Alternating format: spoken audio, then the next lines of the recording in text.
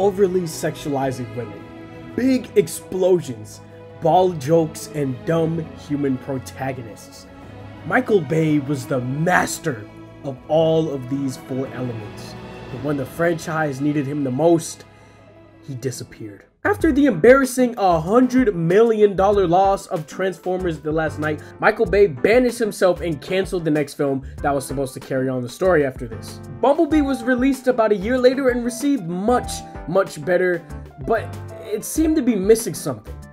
A couple years later, Transformers: Rise of the Beast came out, and it also felt like it was missing something. With these live action Transformer blockbusters, what they were missing was Michael Bay and his secret touch, his secret sauce. This felt like soup with no broth, a sandwich with no bread. Now, the Bayverse movies were never received the greatest, but all of these movies had something special about them. The special touch of Bay. The big explosions, the one-of-a-kind action sequences that you could only find in a Bay movie. Transformers 1, 2, and 3 had all of these things. And 4 and 5 was definitely when the touch started to become weaker and fade away until it was gone completely. Bumblebee was an awesome movie, and I think it did the best because it knew it wasn't a Michael Bay movie, and it wasn't trying to be one. Rise of the Beast, though, is a completely different story. This movie tried so hard to be something it wasn't, resulting in a cheap-feeling Michael Bay wannabe movie that I consider to be one of the weakest Transformers movies just because it tried to be so hard something that it wasn't. So, we talked about 1, talked about 2 and 3, the embarrassments of 4 and 5, and now how Bumblebee and Transformers: Rise of the Beast tried to recover from all of these damages. So let's get into it.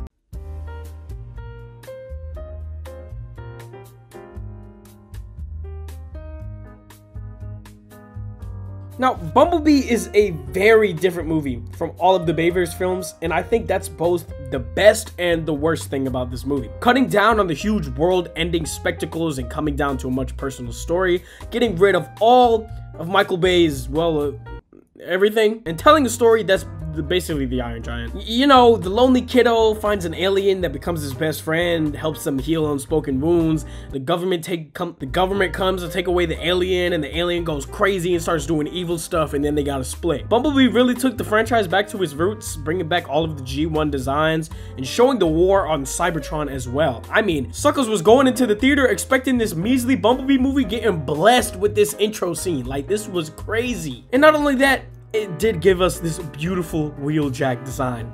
Like, oh my god, this is just perfection. This is perfect. Just for them to ruin it in Transformers: Rise of the Beast. Like, are you serious?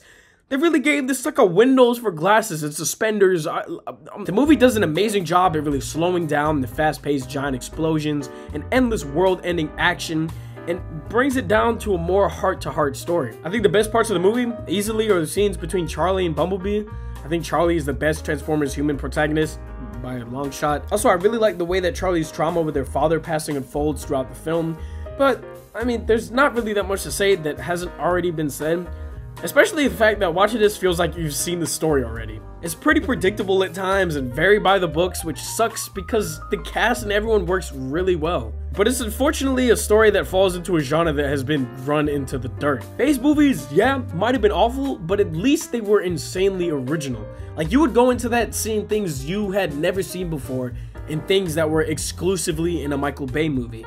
And I think that's what really kept these movies above water. Overall, again, there's not really a lot to say about this. I would say the best thing in this was the relationships that were all established, the themes of grief that were explored, and the awesome opening scene with the war on Cybertron. Anything else I could talk about or nitpick has already been nitpicked hundreds of times before, and yeah, I'm sure all y'all suckers came for Rise of the Beast. Overall, Bumblebee is fine.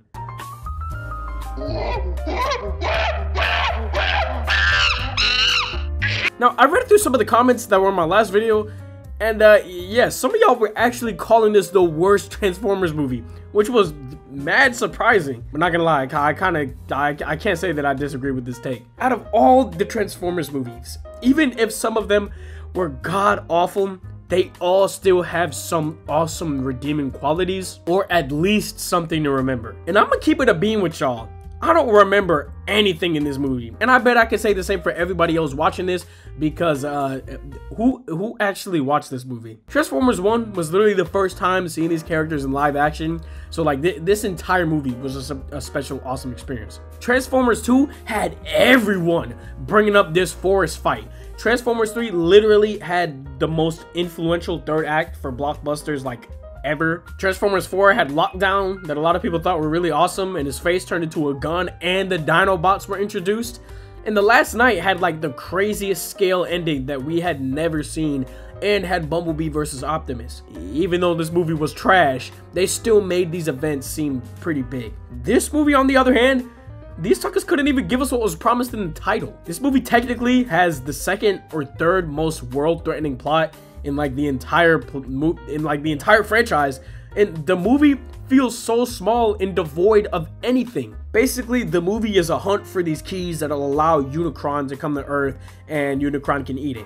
So Unicron sends his trusty old man Scourge to come get them.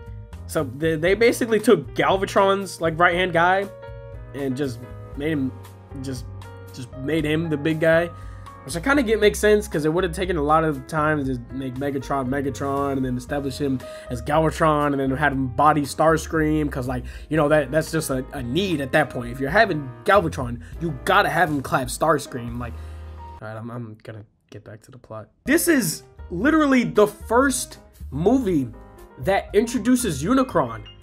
And I'm gonna keep it a buck, I don't even remember what he looked like in this movie. Like, I'm sure if I could find it, I have it on the screen, or even if they did show him in the movie, then I'll have him on the screen. But the movie has such a world-ending plot, but it feels so small scale. So they got the Terracons coming to Earth, while the Autobots are also coming to Earth looking for the key at the same time. Also, the key is from Animal Kingdom, where all the beasts live, and they're the creators of the key, I think, from what I remember. And so they all like got a band together. Also, the humans are bunched in this because, you know, you can never have a compelling story with just robots. I think one of the biggest problems was the beasts. The beasts are barely in this, and they're in the freaking title. This might have been like Rise of Unicron, or like The Coming of Unicron, or like Unicron Begins. Why Rise of the Beasts? What did the beasts even do in this movie? When did the beasts exactly rise? What do they do? You know, besides die. It was 100% just a way to get the audience to crowd around and be like, yo, that's the gorilla from like 50 years ago. Now, Beast Wars was like one of the first CG animated projects that came out in the 90s. I think it was 97. I never watched it, so I didn't really know who these characters are, only from like references and stuff like that. These guys literally do a whole lot of nothing for the entire movie.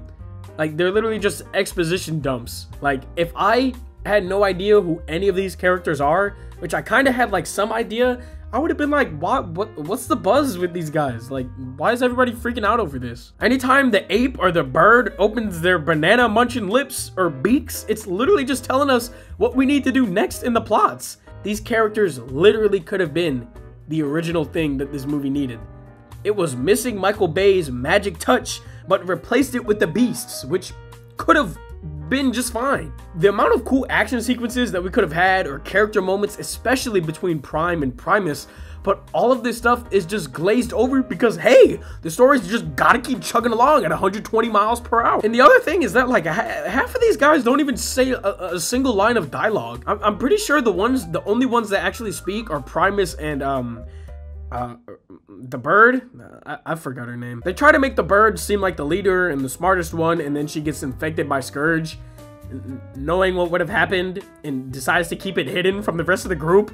Like, dude, you're literally the brains and the wisest of these guys, and you become a huge threat to the mission. A huge threat to it. I mean, y'all suckers saw what happened, but she decides to say nothing. She decides to be that one homeboy that want to wear sweaters in 90-degree weather during a zombie apocalypse all of a sudden. Primus, on the other hand, is just straight up falls under the category of lame. I don't care how cool he was in the original Beast Wars, this Primus is buns. He doesn't do anything. He doesn't get a single cool moment or any time to shine in the entire movie. And I can't even say anything about Rhinox or Cheetor, because guess what? they don't do anything for the entire runtime of the movie. So what was even the point of this? There are already 3 other Autobots, not counting Optimus and Bumblebee, along with these human characters, along with the beasts. So they had all of these characters to juggle and risk the beasts, even though they were the entire reason people came to watch this movie. Nobody came to watch this for Pete Davidson's Mirage or Eliza Koshy's RC. Over here, kitty kitty.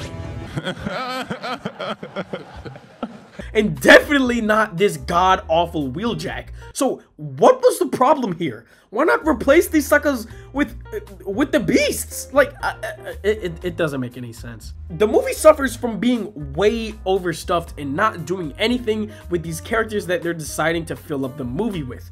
If you're gonna have this many characters, at least do something.